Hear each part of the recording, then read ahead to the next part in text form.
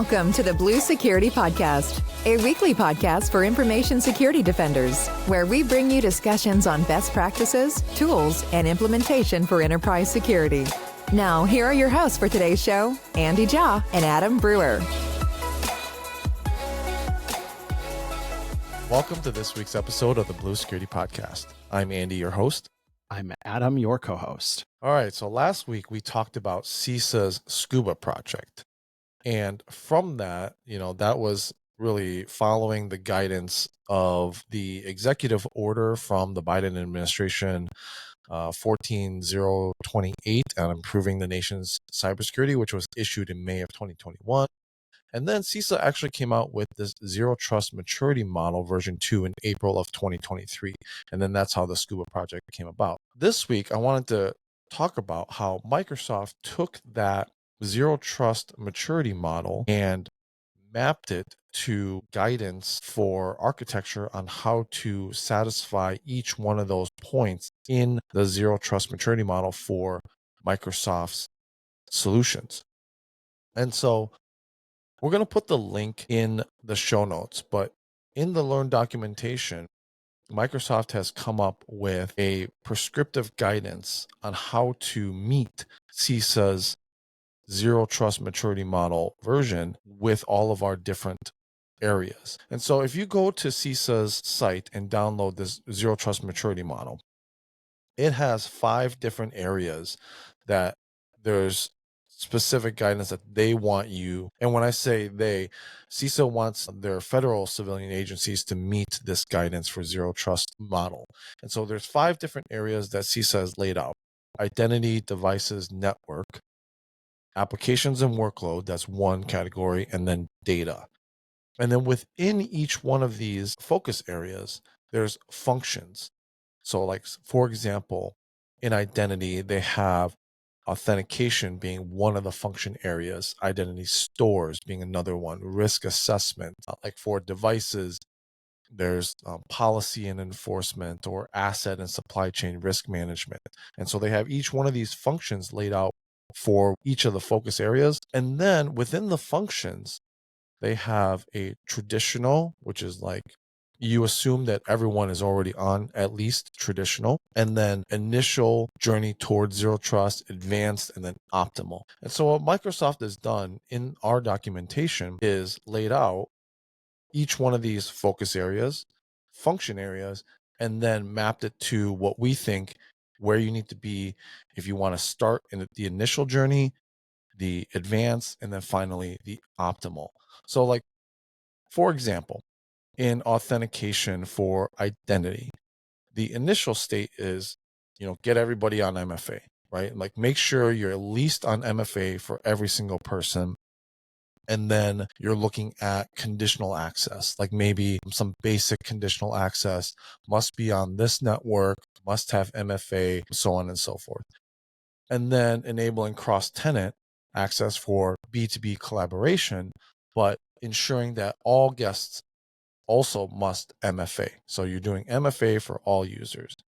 And then when you start to get into like the advanced stage, that's where we start introducing things like passwordless authentication or certificate-based authentication, passkeys, or where you're forcing or enforcing or introducing at least phish-resistant methods for your guest users. Not necessarily enforcing it, but at least allowing them to enroll in a phish-resistant MFA method if they want to. And then in the optimal maturity status, you're looking at session controls, required sign-in frequencies or risk detections for your sign-ins, and then continuous access evaluation for your applications. And so each one of these has that maturity status, and it is really great guidance as you work through this. Now, again, this is CISA's maturity model and their guidance for their federal civilian agencies, but it is great documentation for any organization to look at, because their zero trust maturity model is not that stringent. If you ask me, like if I look at this is perfect for an organization who might not know where they want to go, or they want to do an audit of where they're at. because like if you look at this documentation, there's more under it. There's like a DoD zero trust strategy, which is even more stringent, obviously. But for the CISA one, I think this is perfect for not only the federal civilian agencies, but really any organization that wants to take a look at where their zero trust journey is in each one of these categories. And it's pretty good. You can lay out a great strategy and plan for your organization to start, continuously moving, because we know that zero trust is kind of a buzzword. We're never going to be 100% zero trust. It is always going to be incremental change to move more and more towards that zero trust, the full zero trust. And so this is a great guidance to just lay out that plan, take a look at each one of these areas, each one of the function areas, kind of do a self-assessment of, are you at the initial stage? Are you at the advanced stage? Or, you're at the optimal stage, and continue to move your organization towards that zero trust model. I noticed as you were talking, Andy, you dropped a bunch of we's and hours as you were walking through the Microsoft guidance. And so always worth mentioning on this show, Andy and I do both work for Microsoft in our field security sales, although we do this show on our own time and on our own dime. So not funded by Microsoft, and Microsoft has no editorial control over the show. I was commenting to Andy before we went on the air that I am starting to see more and more in the Microsoft Learn site, which, by the way, if you're not familiar with Microsoft Learn, encompasses not only all the product documentation, but also legitimate learning opportunities. There's all sorts of different learning paths for different technologies. But in this case, this is not product-specific documentation. This is not technical documentation. This is guidance, almost consultative guidance, prescriptive guidance on zero trust. And this falls under that site. And so if you go and click on the link in the show notes to what we're talking about, you'll notice Andy made reference to, there's also DoD zero trust guidance. There's generic zero trust guidance that's Microsoft specific. It's a phenomenal resource. But I want to really unpack the thing you said last, Andy. You talked about how the stringency of this guidance, and you said it's not excessive. You can go look at the DoD stuff if you want to get crazy, but this guidance is for the civilian federal agencies, as Andy made reference to. And when I look at this, this is exactly the kind of guidance, if there was like the Blue Security podcast maturity model for zero trust, this is basically it, right? Like as we would talk through this, and Andy and I have done kind of a mind meld over 4+ years of doing this show together now, and we're super aligned on how we see best practices and what we think organizations should do. This is basically it. Like this would get, if we had some sort of like Blue Security Podcast certification program, I would put my rubber stamp on this. It's great. This is where you should be. And as Andy made reference, and you almost sound like you're on The Bachelor when you talk about this. You say, well, we're on this journey together. Will you accept this rose and switch to fish-resistant multi-factor authentication, right? But in all seriousness, like it is an iterative process. You're not going to bite this all off at once. There are different stakeholders within your organization you're going to have to engage with. I understand as security professionals, identity may be still in the infrastructure team, and your server team runs your identity program, and your endpoints may still be under your end user computing team, and you have to work with them. I understand that. But when you look at this, it's just nice to have prescriptive, specific guidance that you can map against.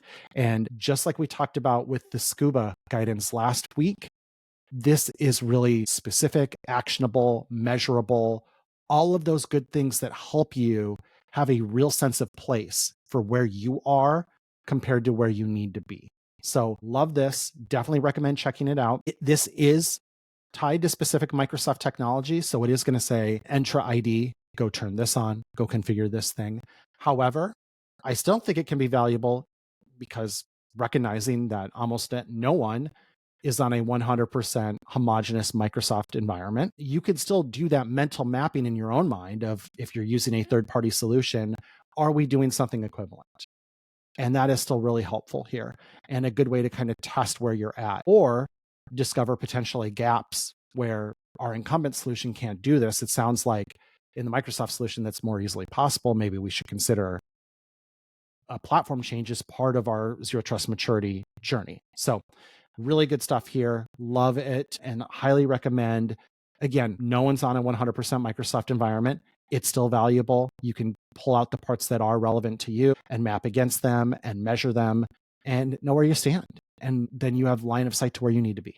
So great stuff here. Yeah, I'm glad you mentioned the third-party solutions because a lot of people aren't 100% on Microsoft, but I don't think there's another security vendor solution out there that has everything like Microsoft does across the board. So I think this documentation is wonderful because we have all those different solutions. Now we're telling you how to map to those. And if you, like Adam said, are using someone else, great.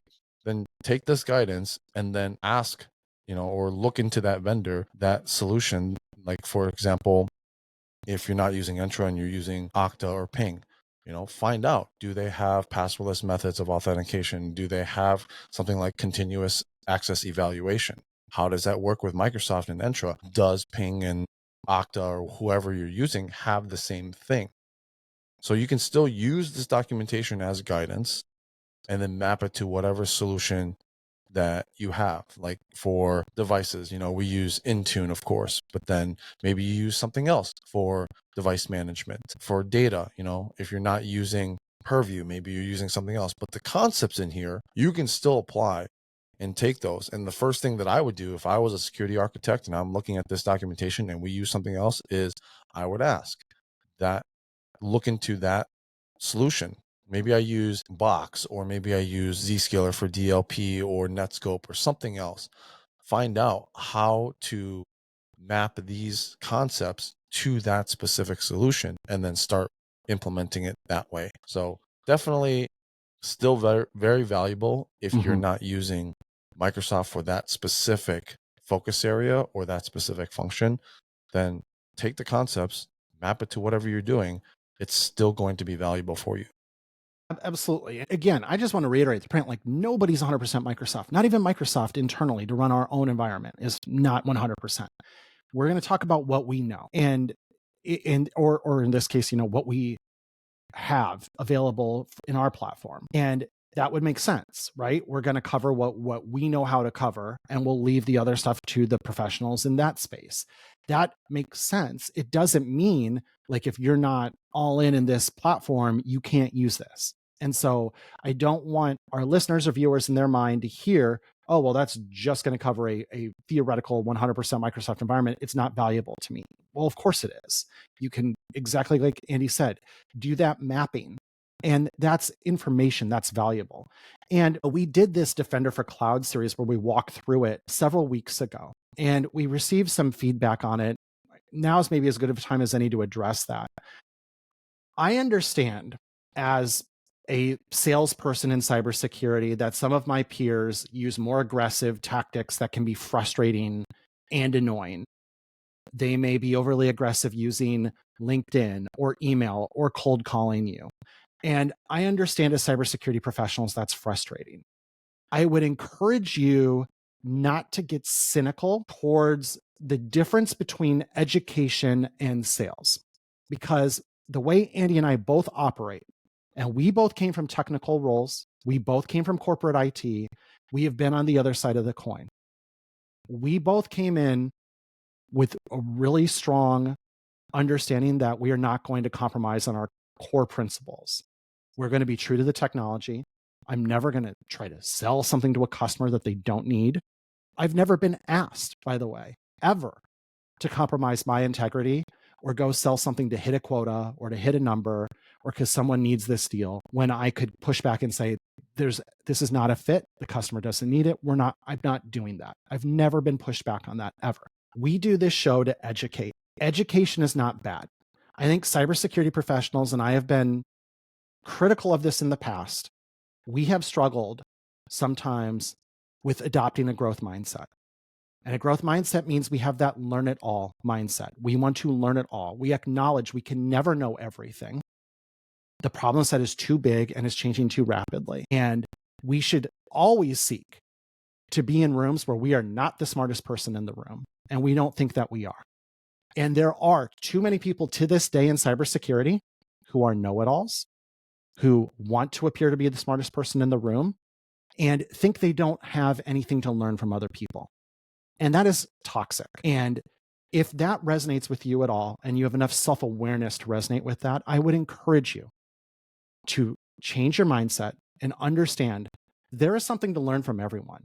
Yes, even the super pushy salesperson could educate you on a product you may have not heard about or new technology you may not be aware of.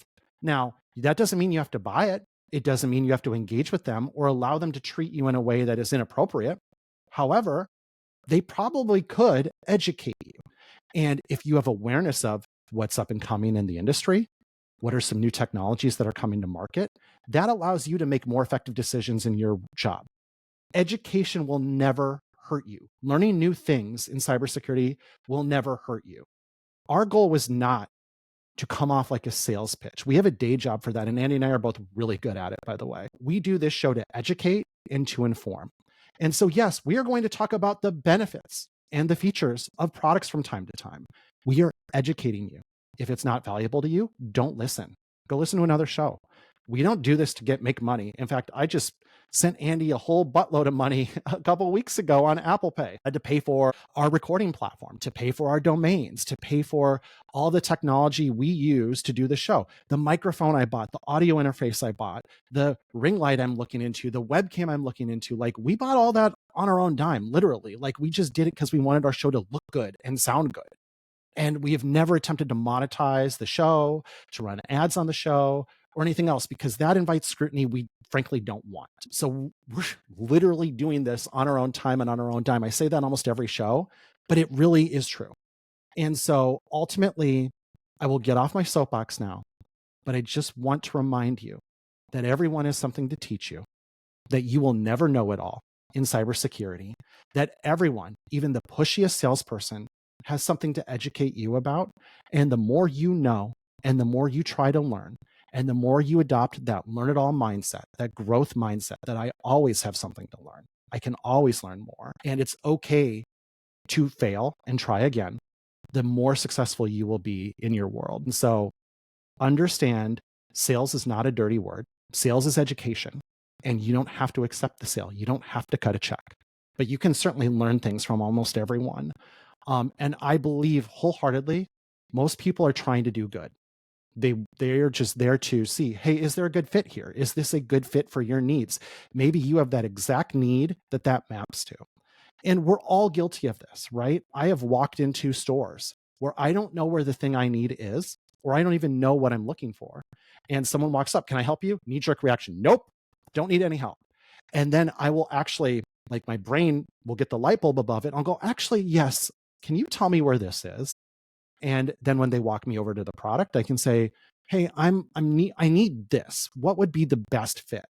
And when I let that person help me, I actually do have a better experience when I have that guidance. And yes, you know what? I've walked on a car lot before and had a salesperson who knew less about the cars than I did because I researched them all before I went to the dealer. That's not the salesperson I want to work with. So yes, I did politely excuse myself and left and came back and had a different salesperson, had a great experience. It's like that. Yes. In every job, in every role, in everything in the world, there is someone who is at the top of their class and someone's at the bottom of their class. Yes, even doctors. There's a doctor that finished at the back of their class. Hopefully that's not your physician, but they are out there in the world. And so it is critical in anything you do to find the people that you align with best. But understand that almost everyone, even the doctor who finished back of their class, probably could still teach you something. And so I want you to think about that and carry that forward as we continue the conversation. I'll get off my soapbox now, but that had stuck in my craw a little bit since Andy had mentioned that comment about feeling like they were stuck in a sales pitch as we were walking through the technologies. And again, the intent is to educate and inform. And if you're not getting value out of a show, thanks for listening or viewing, and we'll catch you in the next episode. With that, let's get on with the rest of this show. Yeah, I was reminded as you were talking, Adam, of why we started this, in my mind when we had started this show. You weren't even at Microsoft yet. I wasn't at Microsoft, still in corporate IT, but yeah. we had talked about it when I was at Microsoft. And the reason why I had thought about it is we were consistently having the same conversations with every single customer. And I was shocked at what they did not know about the technology. And so I kept on having these conversations. And when I got to Microsoft, I learned a ton about the technology and I was shocked at what was there. And so I thought better to have a podcast and record it. That way you can hit a larger audience. And that's the benefit of our job, is that we get to talk to multiple customers and see where they're at. And so we get a pulse of where we think the industry is at. And so that's kind of why we record some of the shows that we do, because we've had these same conversations. And so we figure, as you're listening to it, it may be the first time that you're learning about the technology or learning about that particular feature. So that's in my mind why we started it to begin with. And it's really not to sell the technology, it's just to educate people, just like Adam said. Right. I mean, perfect example. You just hit the nail on the head. We did the Defender for Cloud series because as I'm talking to customers, and Andy, I bet you're having the same experience, that's becoming an area where most customers still have what we would refer to in sales terms as white space. In other words, they don't have a solution in place today. I would still say of my enterprise customer base, 90% of them do not have CSPM or CNAP or CWPP in place today. So cloud native protection platforms or cloud workload protection, they don't have that today. So why do we walk through all the workload protection? To educate our listeners on what's possible. We mentioned almost every show, I think, too, that AWS has a lot of equivalent technologies. GCP does.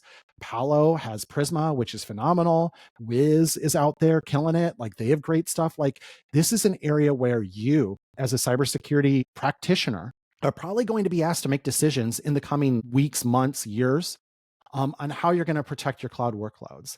And most likely, you don't have something in place today. So our goal would be you would remember and go, oh yeah, I know at least Microsoft has one. We should evaluate that. And then we should see what else is out there and evaluate it. But there are workload protections in place that go above and beyond traditional endpoint protection, which is critical because a lot of things run as PaaS in the cloud. And that's all the more our goal was, is we saw a lot of customers don't have this yet. There's an opportunity to educate. Let's educate. Let's talk about what's possible and make them aware of it.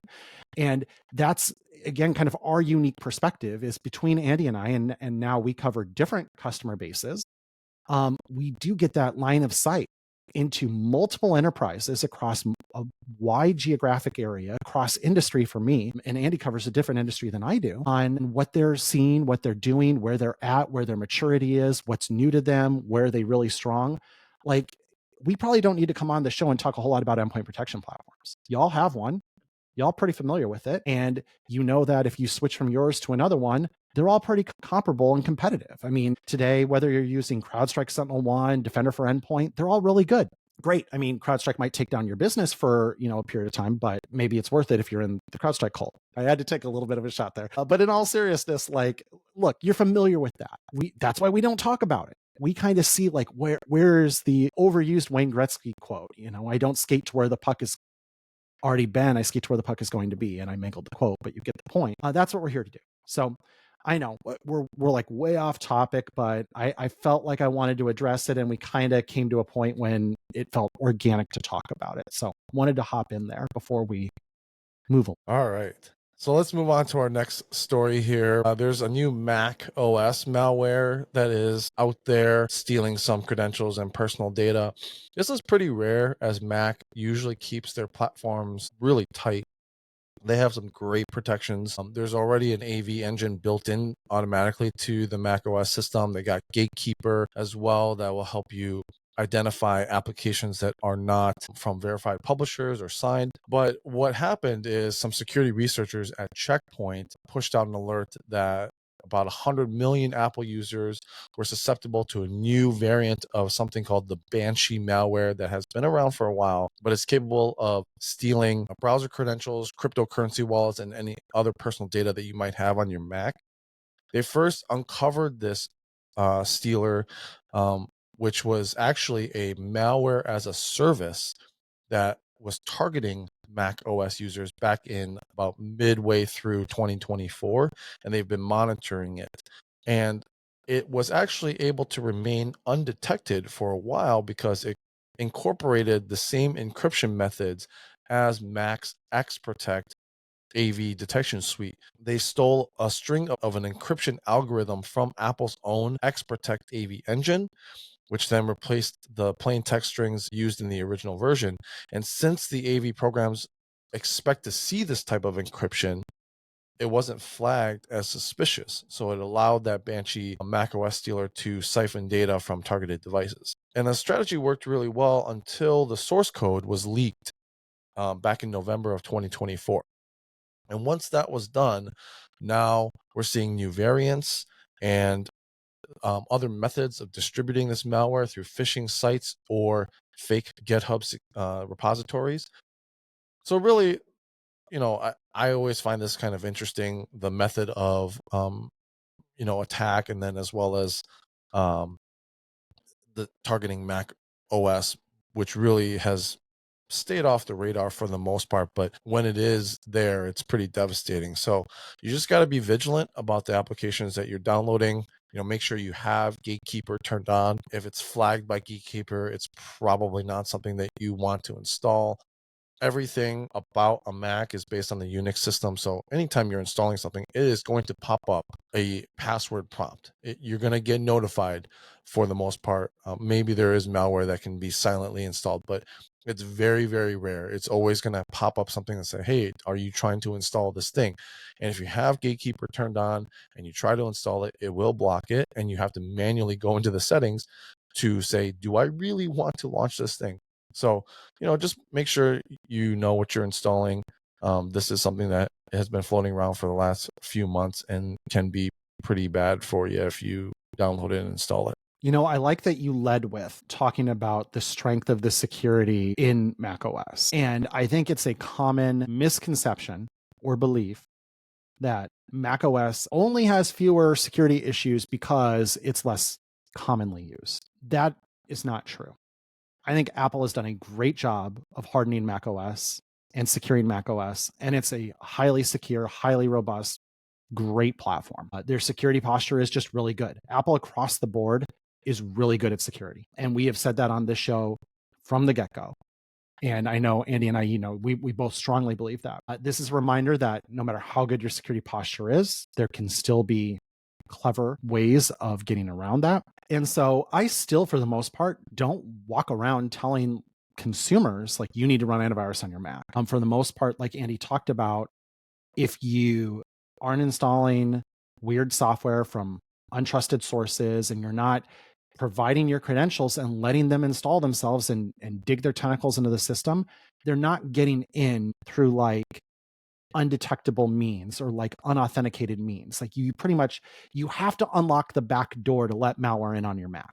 Let's just put it that way. It's not able to pick the lock, to use an analogy. However, it's a good reminder. Again, no system is completely invulnerable and stuff does happen. And for enterprises, I do recommend antivirus protection. It sounds like today, all the major providers do now detect this malware. So that's very positive. But again, for the most part, the system will protect itself, provided you make good choices.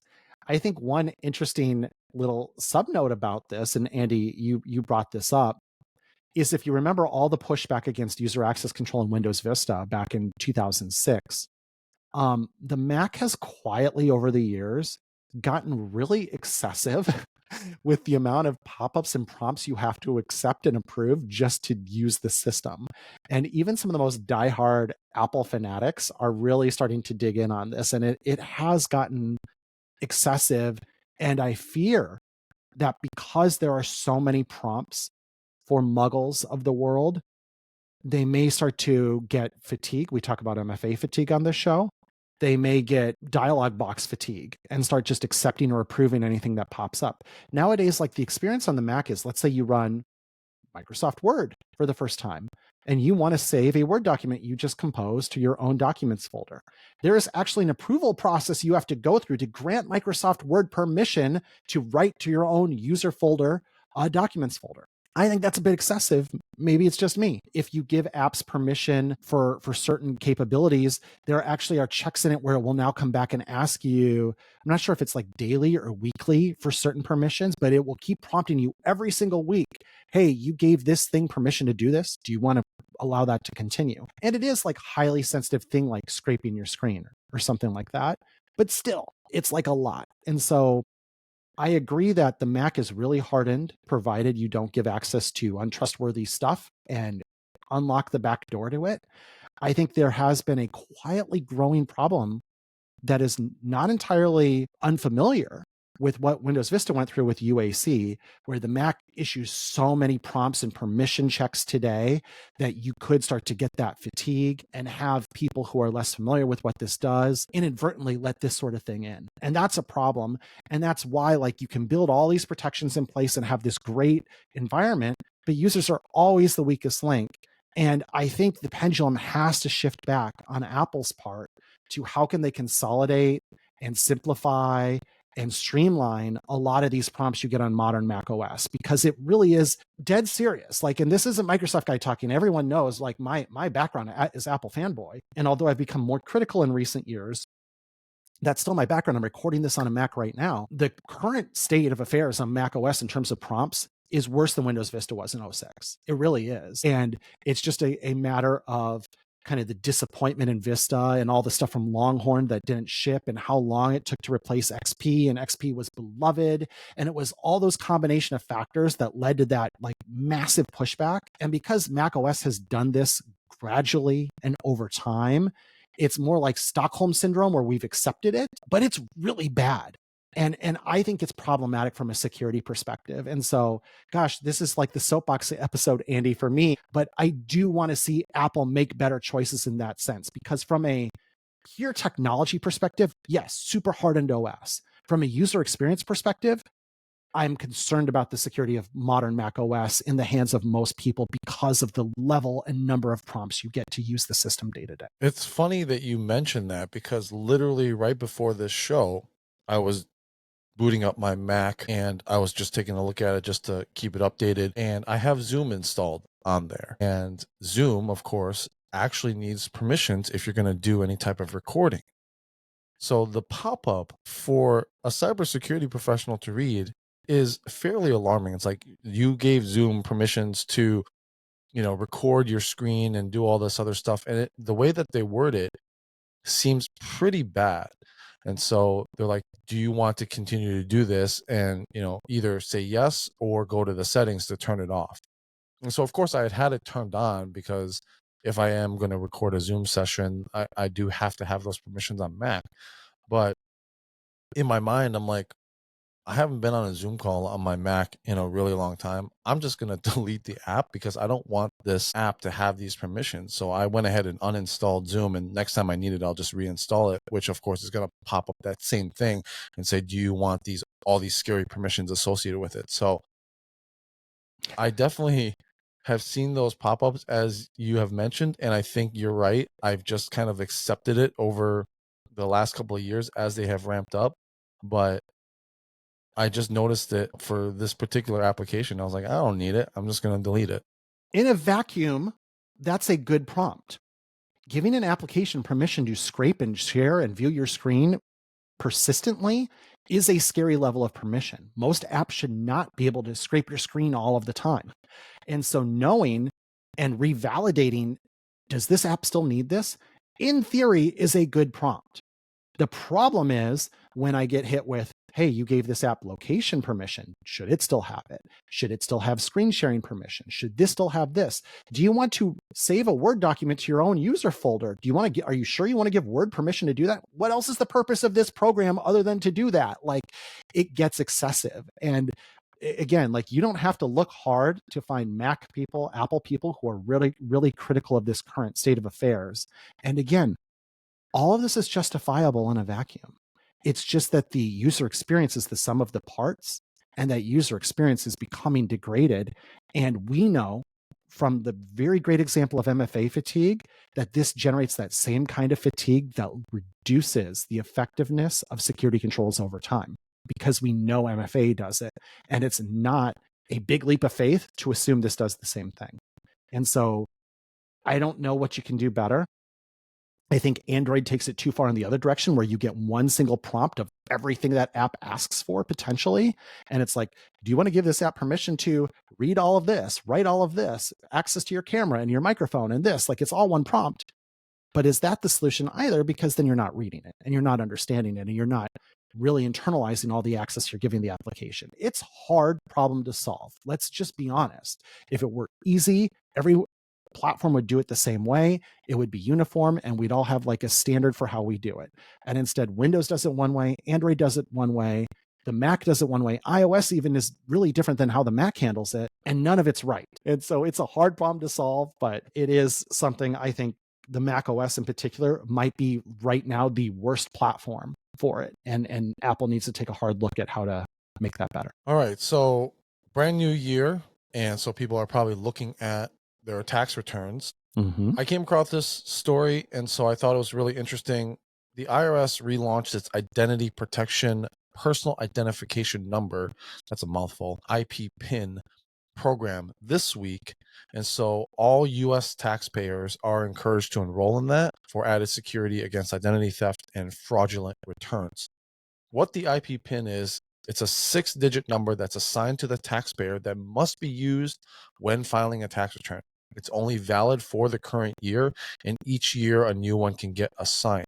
The PIN is only known to you as the taxpayer, and if you're not self-filing, your accountant and the IRS. So basically those three parties that are involved, it prevents scammers from filing a tax return using your social security number and your personal information. I didn't know about this program, and so I went in and signed into the IRS. You do have to have an irs.gov account, and it's verified through something called ID.me.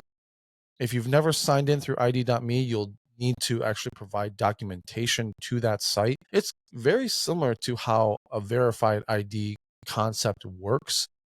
You verify yourself using real documentation, like a state issued ID or passport or something.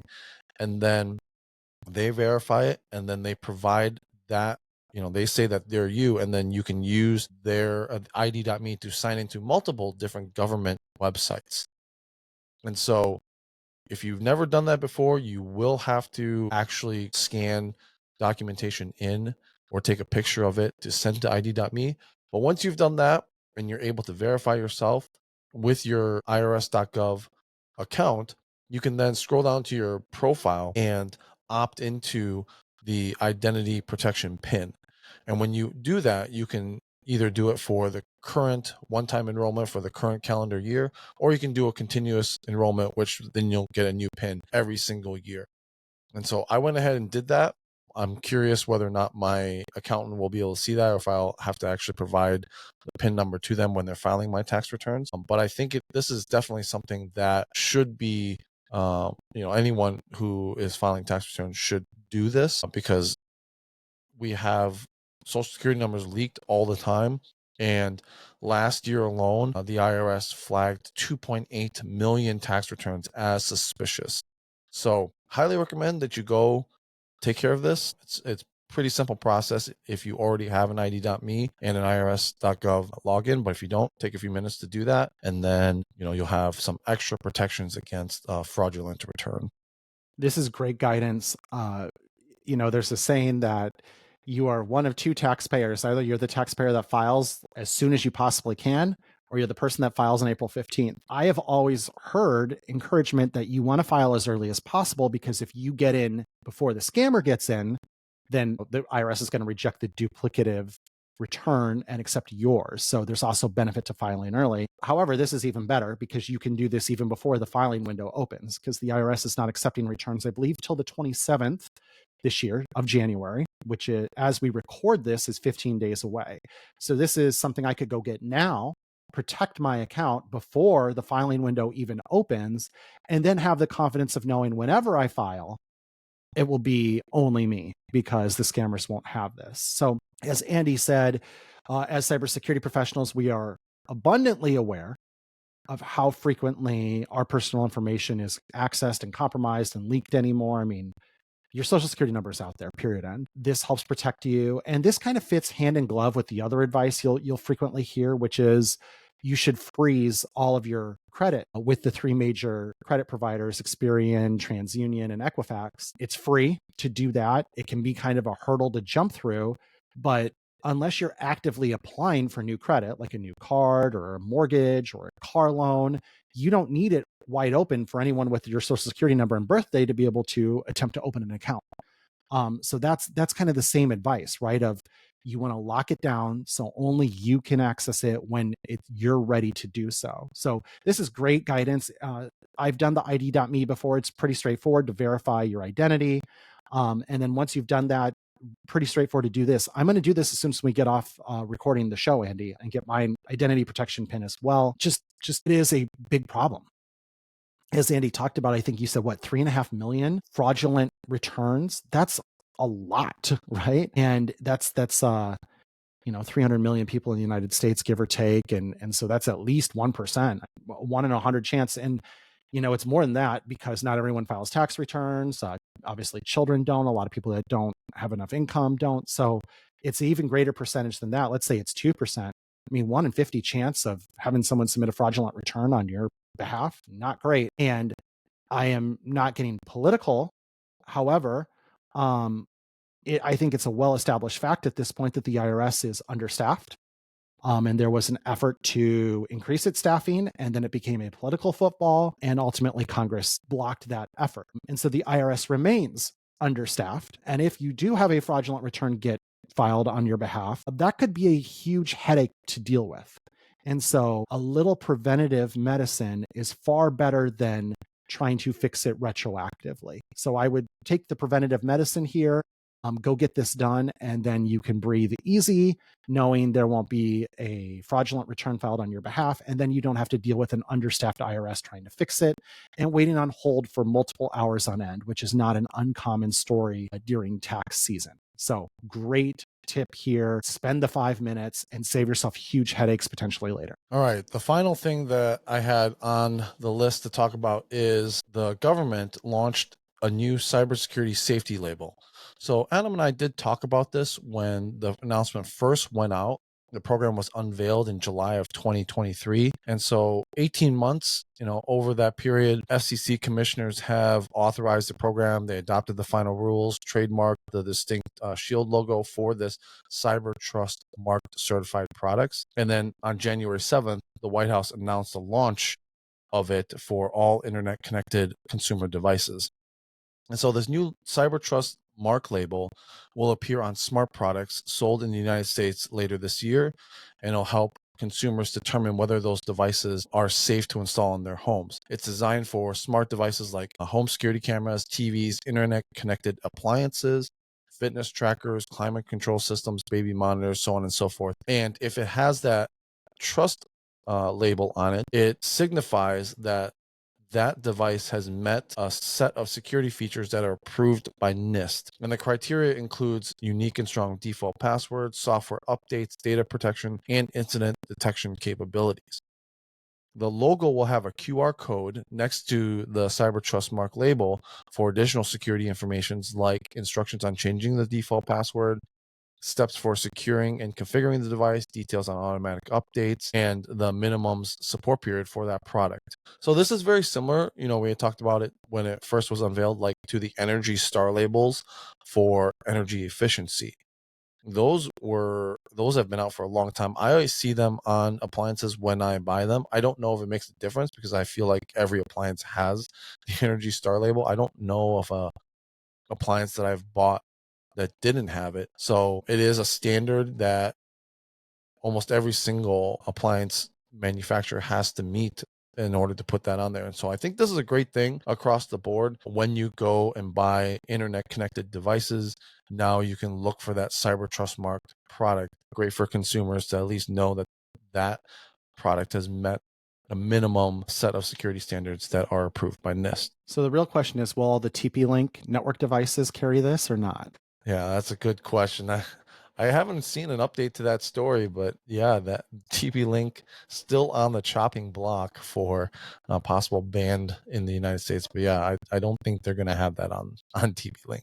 Guess we'll find out. This is good news, right? You talked about the Energy Star label. That's a great comparison. And if you think about this, Andy, you talked about it. Energy Star is so pervasive, it's not necessarily part of your decision-making process. However, it could be. And even if you think of also those yellow energy labels on like your water heater or your refrigerator that talk about how much electricity it uses in the year, think about it this way. Even if you're not cross-shopping those labels, somebody is. And so that means when products are designed and created, there's at least some consideration for where do we slot in the broader industry? Are we going to blow someone away that's walking down the aisle at Home Depot, looking at different water heaters, and our numbers out of whack? We can't ship that. We need to be competitive. And so bringing awareness and a standard that everyone aspires to. Again, even if you don't think most people are going to really know to look for this or care about it, product makers are going to care because they want to have that on there, because they're concerned the competitors will have it on there. It's market forces at work doing what market forces do well, is quickly establish a minimum baseline that's basically a requirement to sell the product and be successful in the market. Because although you may say 50% of consumers don't care about it, well, 50% do. And we can't afford to lose any sales we would miss out on otherwise. And so what this is going to quickly do is really establish a minimum baseline for cybersecurity posture on IoT devices almost across the board. And that's the win, right? That's the win right there, is its accountability, and it's creating market forces that up until this point have not concerned themselves with it. When I go on bestbuy.com and maybe I'm cross-shopping smart TVs, up until this point, I haven't been able to sort them against, well, which TVs get automatic updates and which ones don't. With this, I guarantee you that will be a filterable characteristic where I'll be able to say, I only want to see smart TVs that have the cyber trust mark on them. And with that, now I have validated that they meet all those requirements. And I promise you, every retailer in the world is going to let you filter on this. And every vendor in the world is going to want to meet this. So it ultimately, I don't think is going to be something people really need to concern themselves with, just like you talked about with Energy Star, where what it did is it just really created this minimum bar to entry to sell in the United States. And that's the win. That's awesome. If every product ships with strong default passwords, automatic updates enabled by default, this sounds a lot like the Secure Future Initiative at Microsoft, right? Secure by design, secure by default. That's basically what's being described here. So this is great. This is awesome. I'm excited for this, and I'll keep an eye out for it. And it is interesting how time moves. And how long we've been doing this show now, where things we've talked about that were a glimmer in someone's eye 2 years ago will now be on products sitting on store shelves later this year. It didn't happen super fast, but in the big scheme of things, a couple of years, not terrible to go from inception to shipping. And again, I think for all of us, and I'm sure we do a lot of tech support for our less tech savvy relatives and family members, these are all wins. So this is great news, and really excited to see this. All right. That's our show for this week. Thanks for listening and watching as always. Our contact information, along with the topics that we talked about, the links to all of the stories that we mentioned on the show, will be in the show notes. If you have any questions or topics you want us to talk about in the future, please let us know by emailing us. Thanks. We'll talk to you guys next week. Thank you for listening to the Blue Security Podcast. Please check out the show notes, catch up on episodes you may have missed, and subscribe so you don't miss any future episodes. Find Andy on Twitter at AJaw0 and Adam at AJ Brewer. See you at our next episode.